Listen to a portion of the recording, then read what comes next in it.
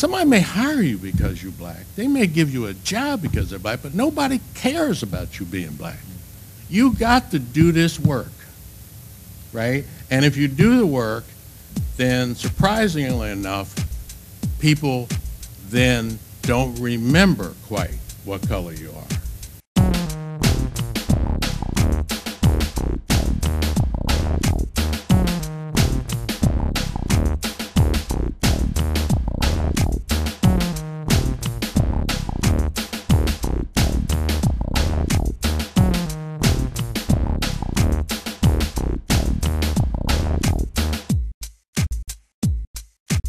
First person I want to call on is the Honorable Dr. Willie Wilson. Many of you may know Dr. Willie Wilson as being an extraordinary businessman, one who actually just opened a factory in China a couple of years ago, and he has a manufacturing facility in Tullahoma, Tennessee. He actually manufactures medical grade gloves and food service gloves, but he also does a lot more than that. He sells garbage can liners and medical supplies. And so his company is Omar Medical Supplies. He is a great leader, and he's also one who understands God and understands God's mission for people here on planet Earth. And so he has a show that comes on Channel 9 every Sunday morning all across the United States. It's called Sensation. Please join me in welcoming Dr. Willie Wilson to the stage. Stephen Davis is the founder and president of the Will Group.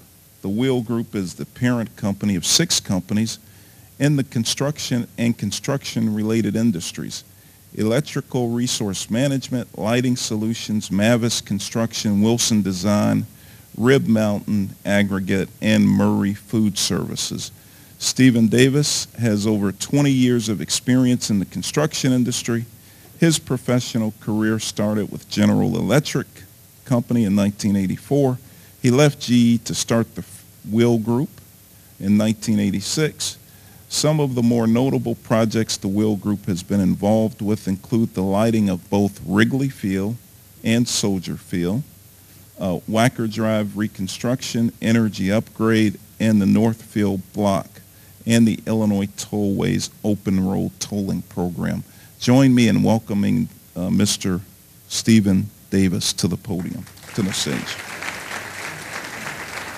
This next CEO is a gentleman that I had the privilege and honor of meeting a couple of years ago.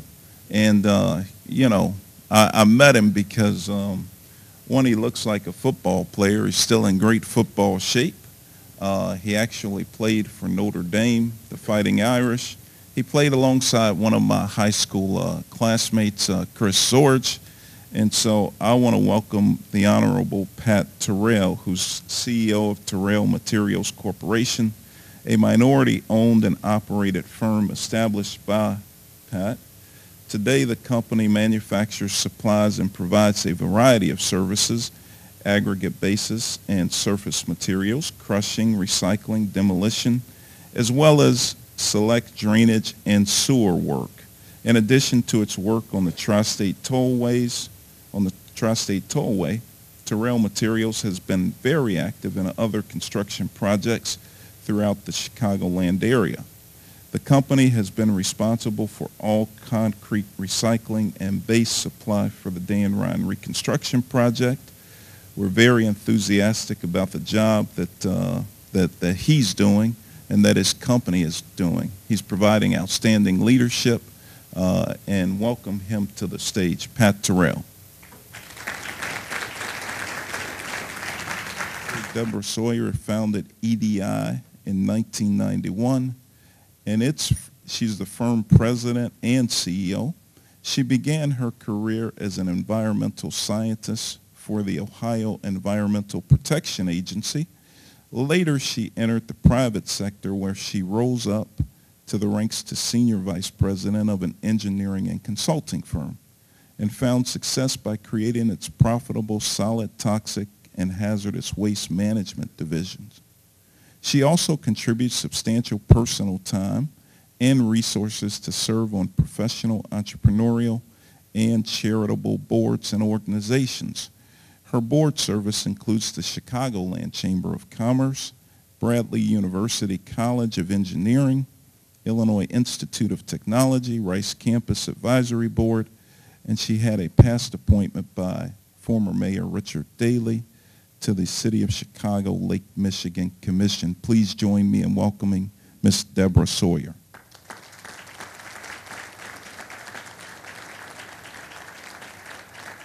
Mr. Standifer has over 30 years of experience in trading and managing various products and services in the brokerage business. Prior to forming Robert Van Securities Incorporated in 1991, he worked as a broker for Merrill Lynch and Soltro and Company from 1981 to 1991. Mr. Standifer is a certified public accountant, a general securities principal, registered municipal principal, registered options principal, registered investment advisor, and a registered representative. He holds a BS in accounting from Manhattan College. Please join me in welcoming Mr. Eric Standifer. Robert Blackwell Sr., affectionately known as Bob, is the chairman and chief executive officer of Blackwell Consulting Services, a well-known leader in management and information technology. Bob's computer industry and expertise spans 35 years. He is known in the industry for being a visionary and dynamic leader. In 1992, after working for more than 25 years with International Business Machines, Bob founded Blackwell. Today, the company is a national full-service, full-life cycle management and information technology consulting firm serving the global 1,000 and middle market enterprises with nearly 300 consultants and an estimated revenue of 36 million plus in 2004. Blackwell has also grown to become one of the largest minority-owned management and IT firms in America. Put your hands together for the Honorable Robert Blackwell Sr. Here's how we're going to do this. So I'm going to pose a couple of questions and give people an opportunity to respond to those questions to CEOs. And then what I want to do is open it up to all of you all and give you all an opportunity to ask some questions just in case I don't hit on the right questions, right? So the first question that I want to pose, and anybody can answer it, several people, is that our economy has been experiencing a significant downturn. What impediments has this downturn in the economy caused for your company or companies? And how have you been able to deal with that and still maintain your profitability? In the infrastructure business, I do roads and design runways and work in water management. So infrastructure business is booming, right, Wilbur? Right, Mike? I mean, I'm busier than ever. I think so far this year we've hired 11 people. So the infrastructure business in this country is booming, as it should be, because it's decaying at a rapid rate and has had no attention paid to it for decades. So our business is lucky because our industry is booming. Dr. Willie Wilson.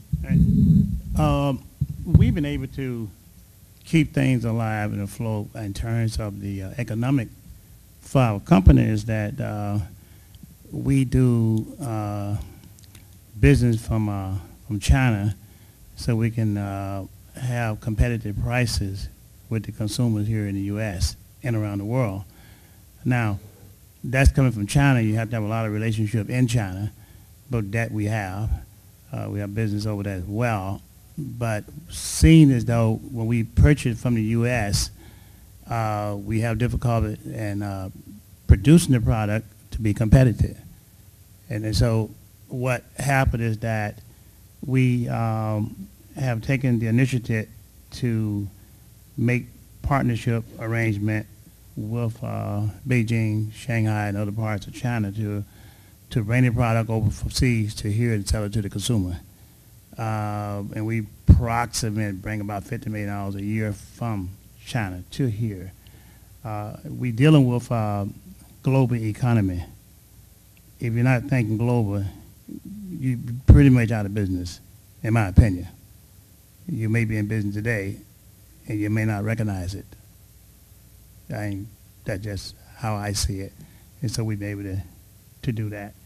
Economy is very tough. The consumer going to buy, which is much more economic to their pocket, regardless of where you get it from, as long as it's good quality and everything.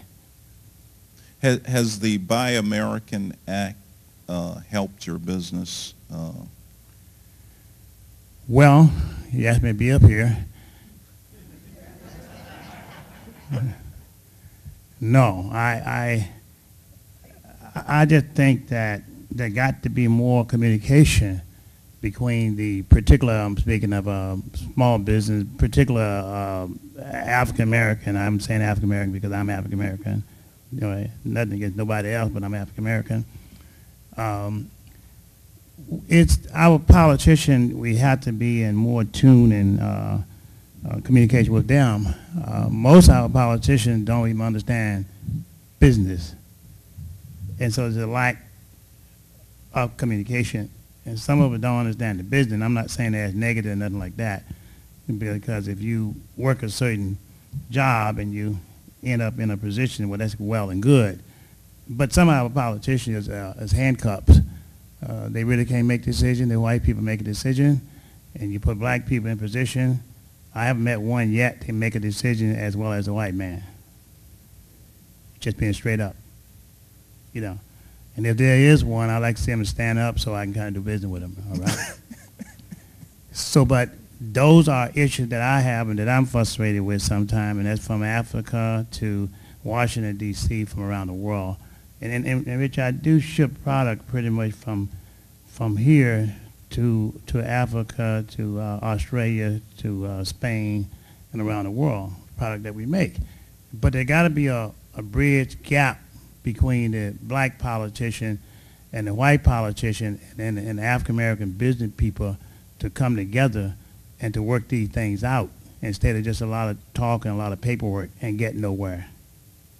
Well, I think that that's an issue for the Illinois Black Chamber to sort of take on and bring public officials and African-American business people together and try to figure out a way forward so that we can continue to thrive and to continue to grow. Anybody else want to respond? You know, I wanted to respond a little bit to the Buy American, but before I do that, because of my partners in the room, I had Blackwell Consulting for about 20 years, but I merged my company with a firm that's in Peoria by the name of CGN, and we're now CGN Blackwell. And I think my partner, where is Guha? See, stand up, Guha. Guha is my partner, and I didn't want to go on talking about Blackwell Consulting like we weren't partners. But the question of Buy America, when I was in business and we were doing business at State Farm Insurance, we couldn't find anybody in Chicago that wanted to come down to Bloomington and live here. Couldn't find anybody. So we said, fine. We went over and got guys from South Africa. We got them from India. We got them from anywhere we could find them, because what was important is you had to have the ability to do that. And anytime anybody says you have a black business, I always tell them no. I'm a black guy with a business. I do not have a black business. Nobody advertises for a product called black business. And we just got to get our heads around that it's a competitive world. Now, the fact is, Blackwell started 20 years ago when I left IBM, and a computer was a magical box for which people paid a lot of money to get. It is now 2012, and every 8-year-old kid that I know knows more about a computer than I do. So the price of an hour's worth of programming has plummeted. And so you have to change the nature of your business. And what we decided to do is when we integrated in with a firm who did supply chain and did business functions, then IT can sit up under them. The only reason I bring that, when you talk about Buy America and you talk about buying black, my own opinion is that be careful about that, because if somebody in France would like to come over here and buy a product that you handle, you wouldn't like them to say buy French. You'd like for them to say buy the quality product that I can get. And I think that we all in our community need to commit ourselves to that, for better or worse. And I think that just as athletics demonstrates, black folks are fine on the world stage. Mr. Standifer. In terms of investment banking, I think the financial tsunami actually created significant opportunities for women and minority-owned investment banking firms. I think that a lot of the spheres of influence, many of which who sit in this room right here, looked around at what occurred in our financial system, and they certainly understood that there weren't women or minority firms that had any part in the creation of what went on. And so what you've seen is that firms like mine and firms like your native son, Loop Capital, and Castle Oak, and Seabird, and Williams Capital were given an opportunity to participate and underwrite larger deals. And as an example, just 2 weeks ago, again, your native son, Loop Capital, led a senior underwriting for a Los Angeles County $1 billion offering. So I think that there has been an opportunity given to firms like ours that we were looked at differently than what occurred prior to 2008. Do you think that some of these opportunities have come forward as a result of pressure put on by public officials?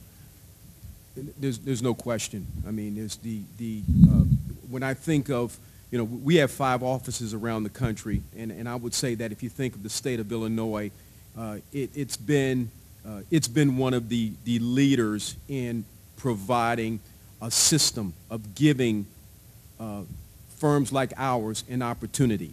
And I'm gladdened by the attitude that, hey, look, we know we can do a lot more. I'm saying in the investment banking arena, there's been a modicum of hope, of opportunity that's been presented. Don't stop, okay? But it's been, whereas you look again 20 years ago, there were no firms like mine on the radar. Whereas now, when you go and you look at those prospectuses for corporate banking or municipal banking opportunities throughout the country, you'll see a smattering of firms like ours. I'd like to echo what you said. My company is a general contractor, and we have 2 divisions, a concrete manufacturing division and a civil heavy division. There are opportunities out there, and we all know the challenges in order to be positioned well enough to get those opportunities is obviously a big challenge.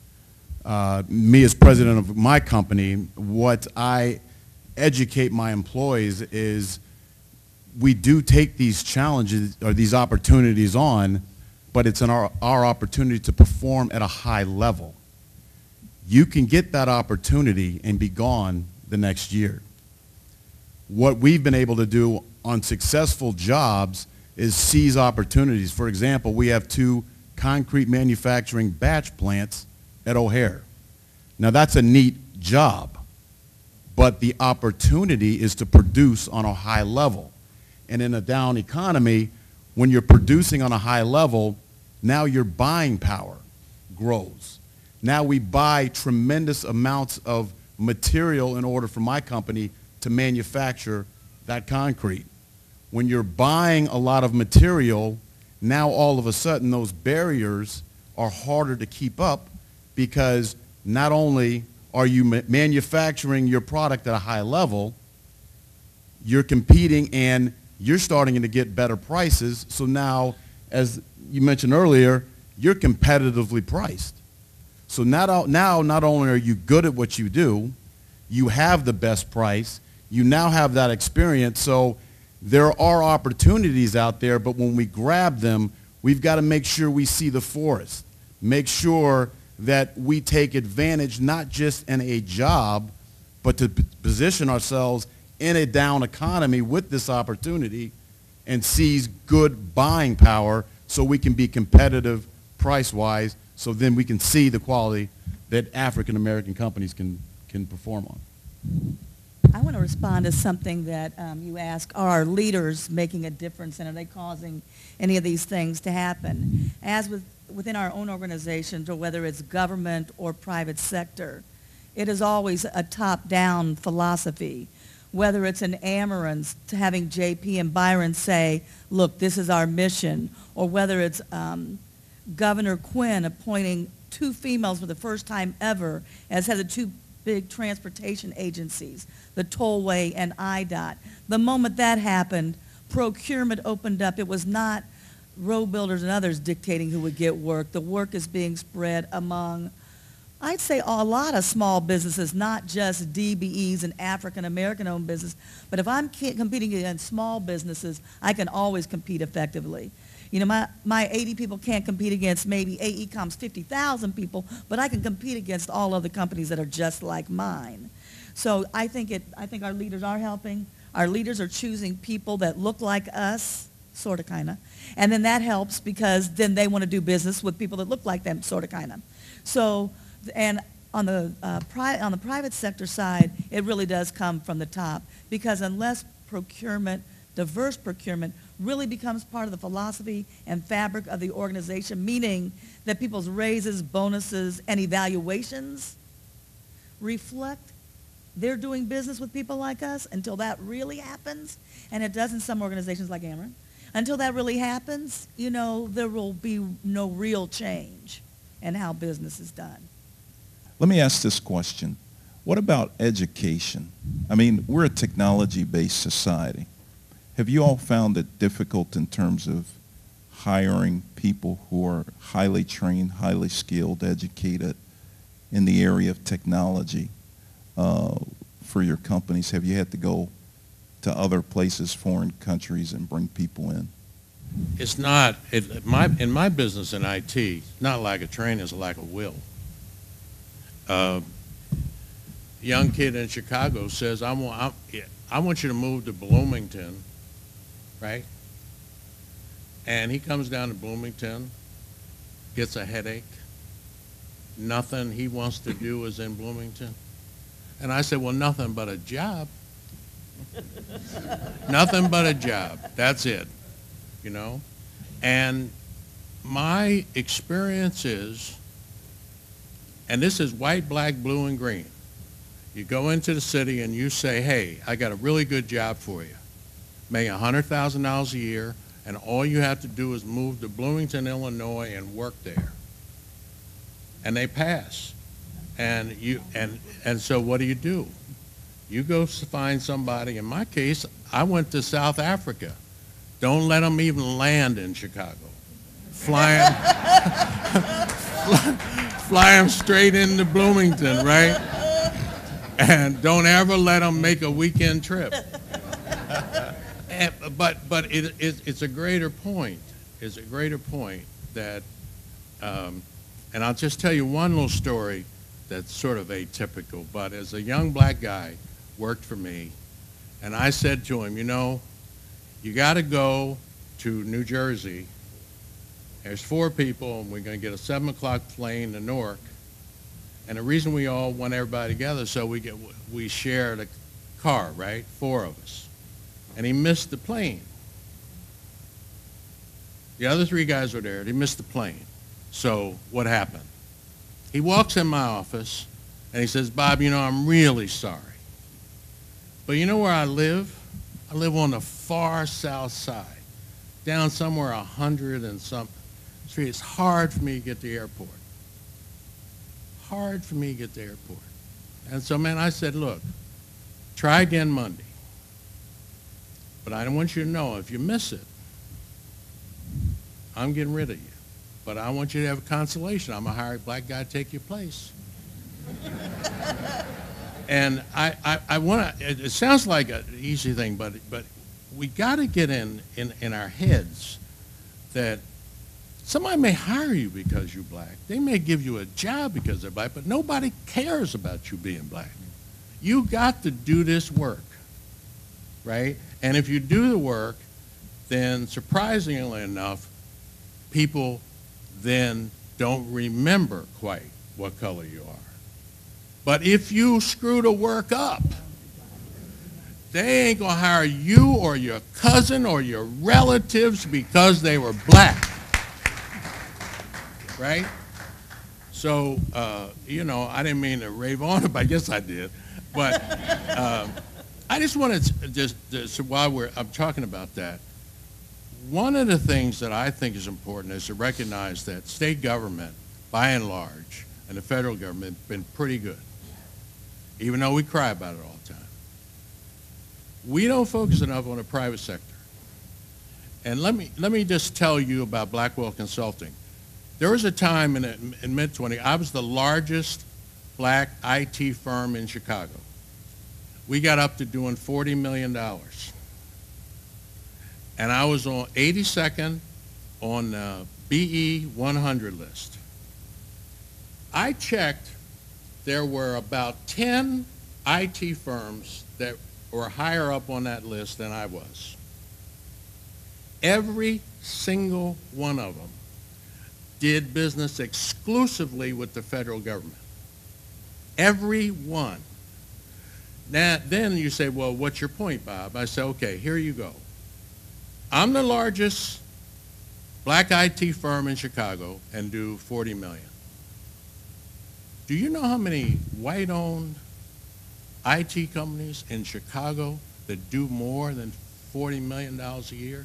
You don't have enough hands and toes to count them. And they don't do business with the government. They're doing business with private companies. There's Kraft and Sears and name them all.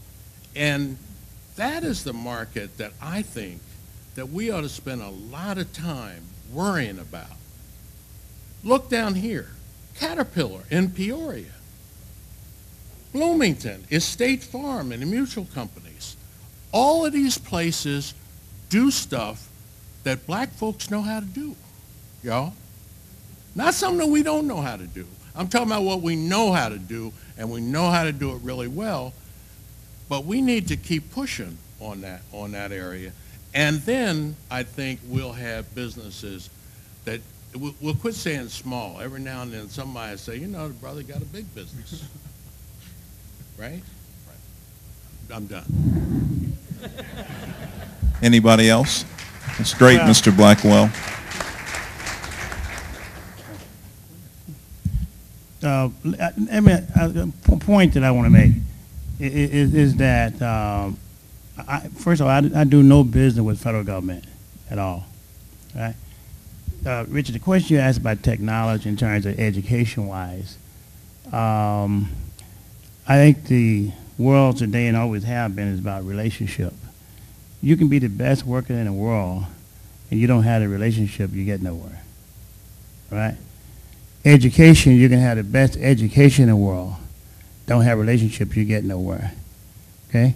Now, I have over 50 or $60 million company plus, and I only have a 7th grade education, okay? But I've learned to form relationship and work hard. Now, I do think that most of us, in terms of business-wise, we look to the government to do business. And I do think and believe that it is the government responsibility to do business with the tax dollars base. If you got African Americans spend $1 billion in taxes, don't give my $1 billion to the white company or someone else. Those are my tax dollars. I'm entitled to a portion of it. You go to major corporation, you don't have a relationship there. Before you can even get in the door, you're going to have to have these computers and stuff, relationship, insurance going to cost you $200,000 or $300,000. We don't got that kind of money, you know. So very few of us make it up up here. And very few white people understands it because traditionally they look at TV and figure we all the same way, all right? And I'll just be frank with you all because they asked me to sit on here, okay? And I don't know no better but telling the truth, okay? From the way I see it, all right? And I do business with white corporations, the Walmart of the world, the McDonald's, the Olive Garden, and so on and so on. But the bottom line is that black people need to depend on its tax dollars to come back to its neighborhood. That's a fact. And our politicians, they can make decisions, but it's only so much Senator Maddox can do. You got other politicians block stuff. You know, she can present a bill, but she's at the mercy of the Maddox of the world and things like that. So there's only so much she can do. All right? And it ought to be a situation like Michael Wayne here, ought to be a situation that black people ought to have dollars set aside for their tax dollars and don't think it's a welfare because we paid those tax dollars. Right? That's what we need to have, some of those dollars to come back into our community. And the government owe it to the African American community as well as any other proportion that gave it. Don't take my tax dollars and put it over here in my community to hurt it. So I just think that unless you're very fortunate to have those relationships with those major corporations, it's very difficult to do, right? So when you talk a minority, the average minority that have business is the white female, which got white husband in the same business. And they put us all together in minority. How can you win against that? We need to break it out. If you ask the government people how many black getting business on a percentage-wise, it ain't that, all right? So I want to stop now. I just tell the truth as I know it. Brother Wilson spoke so eloquently to the fact, something that we've been talking about for years, and especially when it comes to the way transportation is funded. Senator Hunter hit it on the head. When it's basically taxation without representation. Amen. And we need to be advocates to our community to show the true numbers of the dollars that we spend in tax. And every time we put a gallon of gas in the car, you pay 18.4 cents in federal motor fuel tax. Then it's reapportioned back to the states. And when Brother Wilson pulls the onion back and sees the real results, it's a shame. And again, it's taxation without representation. And we should not sit aside and just let that happen. The city of Peoria has recorded its 16 homicides. Homicide numbers are way too high. I got ran down. A single gunshot wound to the head. No more violence in the city. We live here. The children have a right to play in the streets. Okay, it's over. This isn't going to be tolerated anymore. We're not going to put up with it. One of the things Mr. Blackwell, he talked about it, about the big corporate market. And I look at the big corporate market and I say, how are we going to penetrate this market? You know, recently Fortune came out, and they come out every year with the Fortune 500. And when I look at the Fortune 500, you know, there's trillions of dollars in revenues in which these companies, they bring in. And I look at it and say, ExxonMobil, we're buying that gas, you know. Walmart, we're buying those products. So we're talking about the tax dollars, but what about our consumer dollars? And what about the return on our consumer dollars? And we're pushing the government, which we should push more, to do more business with African American firms. So we should keep that push going. But we also need to keep this push going on the private market and with all these big private companies.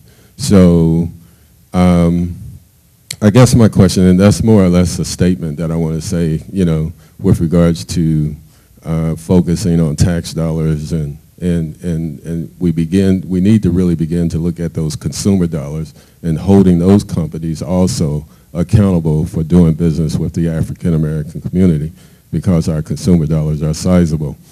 The other comment that I have, this is the question that I have. In doing business, we need to scale up. And we also need to combine forces. We talk about joint ventures. One of the things I'm thinking about is mergers, acquisitions. How can we merge our firms and acquire new firms to be larger, more responsive to the market, introduce ourselves to new market? And I see the big firms always doing acquisitions and stuff like that, and I don't see a lot of us doing merging and acquisitions and combining our forces. And so my question is, how are we going to do that? What you guys suggest for us to become scalable businesses, become larger businesses? So that's my question.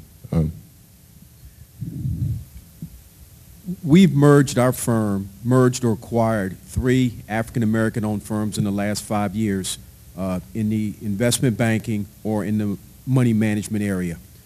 I think it's suicidal to think that you can grow generically fast enough or strong enough to do this on your own. So I mean, if there's a location that we think we need to be in strategically, if we think there's a relationship that some entity has, and we want to be there, then we're going to pick up the phone, we're going to talk to them, and we're going to see if it makes sense for them and for us.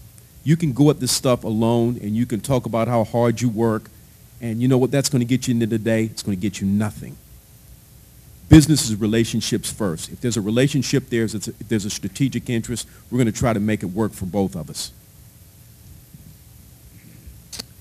You know, I think, you know, the way the federal government is looking to fund some of these major projects on the public sector with the 3P, I've really been looking hard at that for potential opportunity for African American firms to form consortiums to look at these public-private partnerships. Once again, this is new. The man hasn't had a chance to come up with a strategy yet. And so I think that makes it an opportunity to put some very brilliant heads together to have a substantial team to go after some of these 3P projects coming up. I'm Greg Gibson, Director of Sales for Tape 4 LLC. David Littleton is the president of the company here. We're based in St. Louis. We manufacture pavement marking tapes. In addition to the U.S., we also export to Canada, Germany, Israel, and Hong Kong. And I guess this is for Mr. Wilson. In terms of China, you know, we've had some forays into China, but I guess up to this point they have been somewhat unsuccessful. And when you talk about developing partnerships, can you provide some insights as to, or offer some do's and don'ts about doing business in China, and particularly about developing partnerships? Yes, I can. And I ain't being negative about it, but China is do business totally different than American and black people. Totally. All right. I've been doing business with China probably for about 10 odd years. The government, first of all, you can't sue nobody in China. Right? Right? You at the mercy of them. We were very fortunate that we went to China and formed relationship and created credit with the business people over there, and that's probably $20, $30 million worth. Because prior to that, before you can really take then the product, before you can see the product, you got to pay for it. And that's hard. Otherwise, they don't ship it unless you got relationship.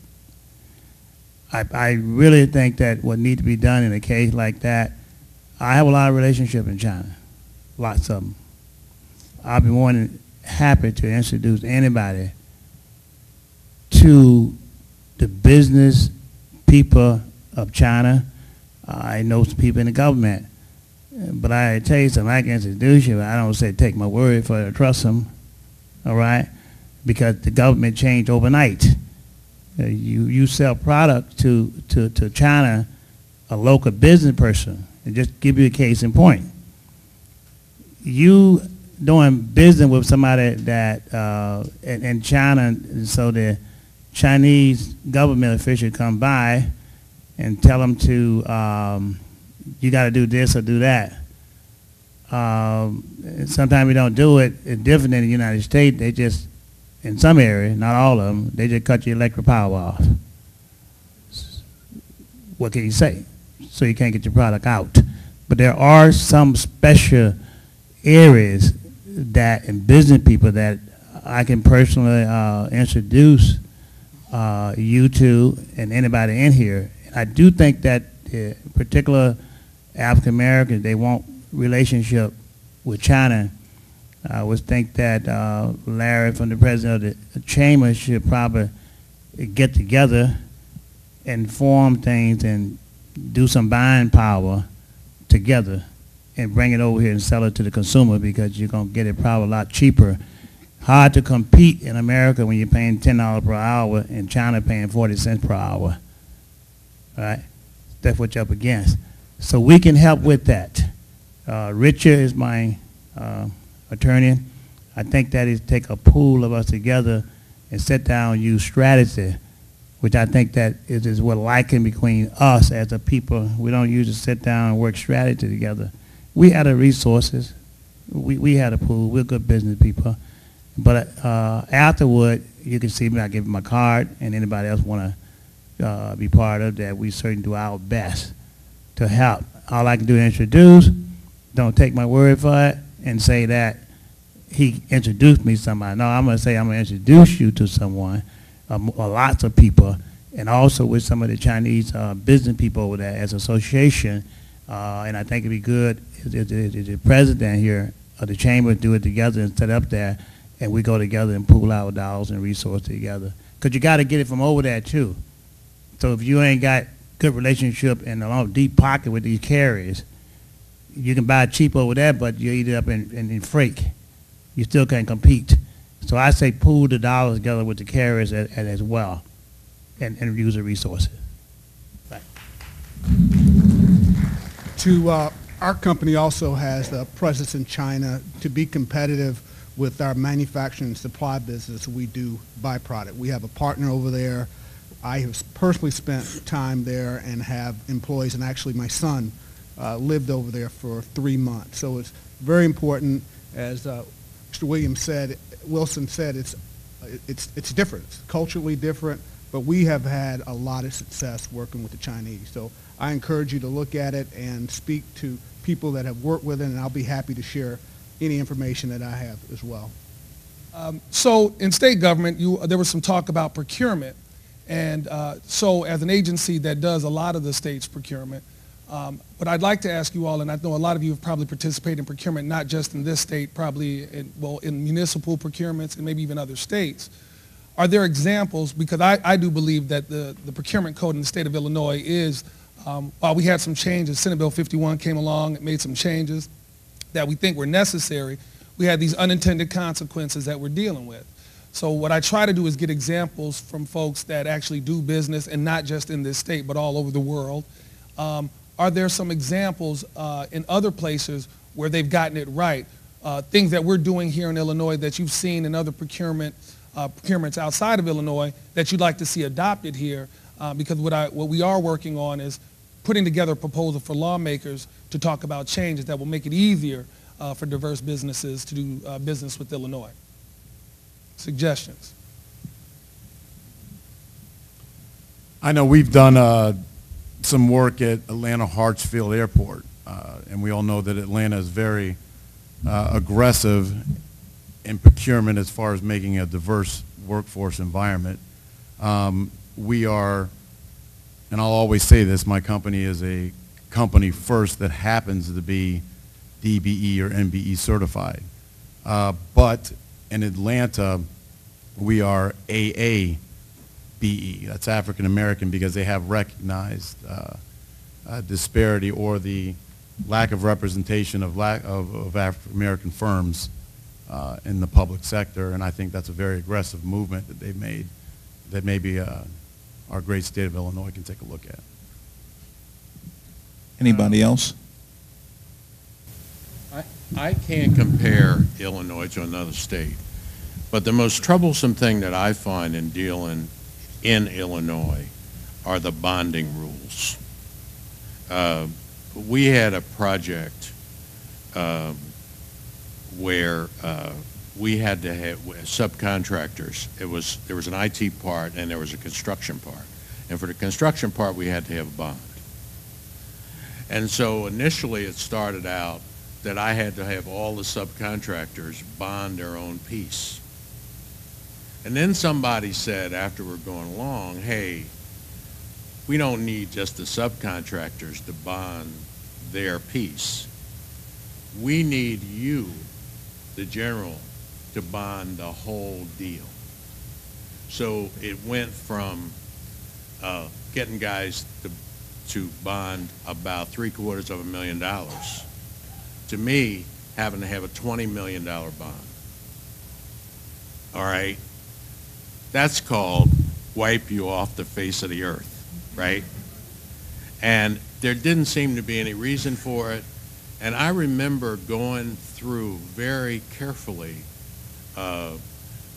universities and education, and I'm looking, and I could not figure out what the bonding rules were. I went to purchasing guys who would say, oh no, that's not true, you can't do that. But I ended up where there was just all kinds of confusion in this situation, and I am not sure that it's been cleared up. But that was the bonding, which I'm not in the construction business, so I don't face that every day. But I can imagine that just kills people.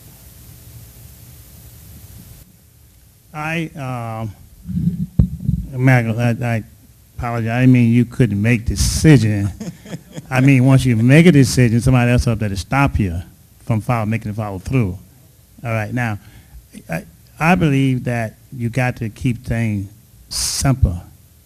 I believe that the politician, in terms of, in America, the rules are written for people of like kind to benefit from it. Right?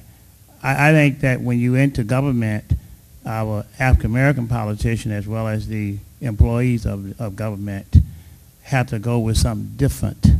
Why is that we always got to follow the rules by what they set? You go in your store and you pay for a loaf of bread, you're supposed to get a loaf of bread. We have to go in there and keep it simple. We pay tax dollars. We're supposed to get X amount of tax dollars back to who we representing. And then we have to also relate to our white counterpart. Here's how you have to see it, and here's how this thing has to be done. And I think when we enforce that and talk that more, then you'll get more. The major white corporation, the president and CEO of the white corporation, I know some of them here today, and it's okay for me to say it because I don't do any business with anybody in here, all right? Is that they need to be educated to a fact of how we think as a person and that we can deliver as well. But oftentimes we as African Americans don't get a chance to sit and talk to major white corporate CEOs. And so they kind of like block out and they don't get a chance to communicate, so we don't get a chance to get no business. You know? So I asked the white CEOs who are here today, while you're here, it'd be nice to get you one-on-one and kind of like sensitize you to how we thinking, and not knocking you or nothing like that, but to sensitize you to some things perhaps you can learn the way we think and how we do business and give a lot of us here some opportunity. As we look, we're busy, maintaining vacant foreclosed properties, and we're looking to scale up and do a national launch soon. Can you kind of speak to the challenges and the need for employee development as you grow?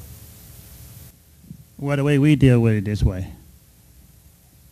We have employees in U.S. and also China as well.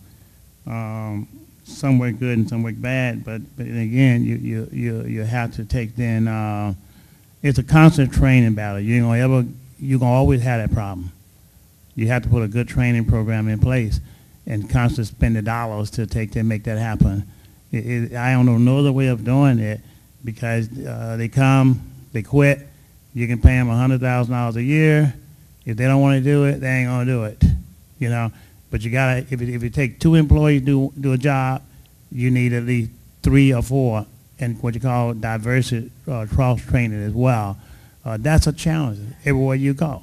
And I mean, that's from around the world, that from my experience. So I would say you're in business, just put it in your mind, this is what I gotta do. One of the things that we've been able to do is try to use your local universities and colleges as a kind of a clearinghouse for your people. We have been very successful with Dawson Technical Institute. We've gotten good employees there. Obviously, when they come aboard, you want to teach them not only your way of doing things, but also the culture. But having that educational institution as a partner has been very successful for us. Technology is another way. Did a lot of paper. Like we used to get a lot of bills coming in. You put it through computer, eliminate some people to make your job easy. So technology is another way you might want to look at. One thing I will say is that training, continuing education of an existing employee is way cheaper than training new employees, because the cost of bringing a new employee up to speed is phenomenal compared to additional training of an existing employee. But I'm in a professional services industry, so we have to provide continuing education for our employees every year so they can maintain their licensing. But then there's training above and beyond that. But what's even more important for employees than training is creating a clear career path for them, because that's what will keep them with you. If they don't know how they're going to get from $50,000 to $100,000, they have a hard time seeing why they should stay with you. So, and a lot of small businesses don't invest in human resources, a human resources professional, but really it's key, especially in in industries like mine with very, what I call high-end, high-maintenance employees. Because they always want to know, how am I going to make more money? What am I going to get if I get these letters after my name and these letters after my name? So I think as important as training is making sure that you have really well-defined career paths for your employees. Everybody wants to know how they're going to get to $150,000 a year. What do I have to do to get there? You tell them what they have to do to get there, and then follow through and make sure you do what it takes when they do what they said that they were going to do. Yeah, in our business, change is just like the speed of sound, and you just in the technology business. I mean, you think about Facebook and Groupon and all the changes. If you don't change every day almost, you'll just be out of business. And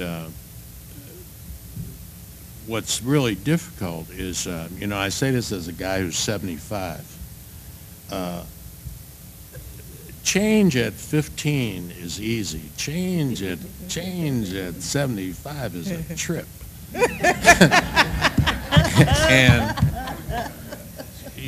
but you have to just insist on it. And it's not just programmers, but people who run large projects. It's project managers and financial executives and everybody in our business. So the good news is that you have to develop a system that deals with the proposition that change is forever and always constant.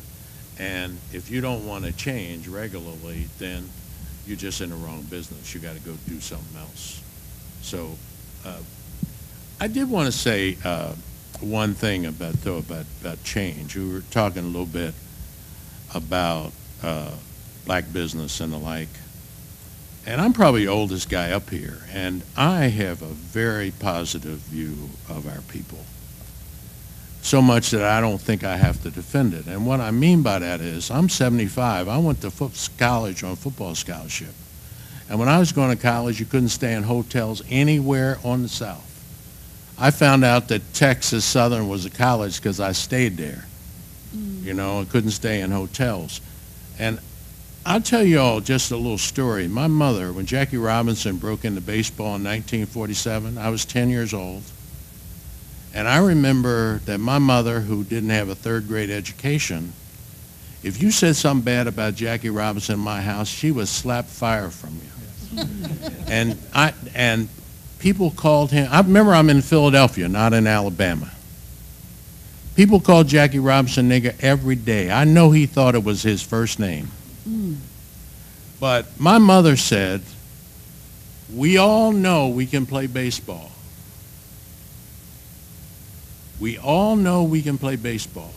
And Jackie Robinson is going to pave the way for us to play Major League Baseball. And that's what he did.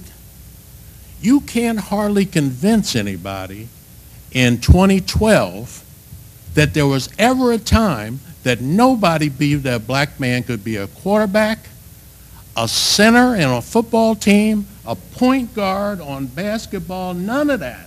And young guys think it was always ever thus. When I was in high school, no such thing as a black point guard.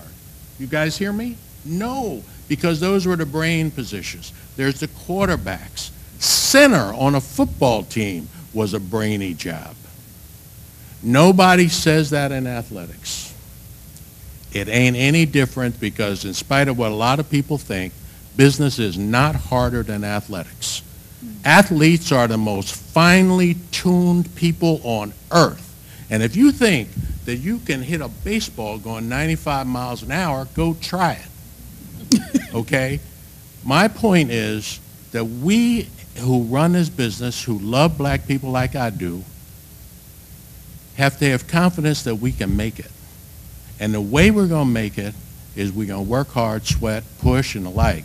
But when it's your turn to bat, and you strike out, or worse yet, throw a temper tantrum, we are getting rid of you and we're going to get the next guy. So we ought to all have confidence in ourselves, you know? There ain't nothing. And oh, by the way, if you want to test this out, go to University of Chicago, see how many black kids are there. Go to Northwestern, see how many black kids are there. Go to the business schools and see how many black kids are going to business school. None of them were going when I was 22. So, you know, my thing is we need to take heart about ourselves and have confidence in ourselves. That's my sermon.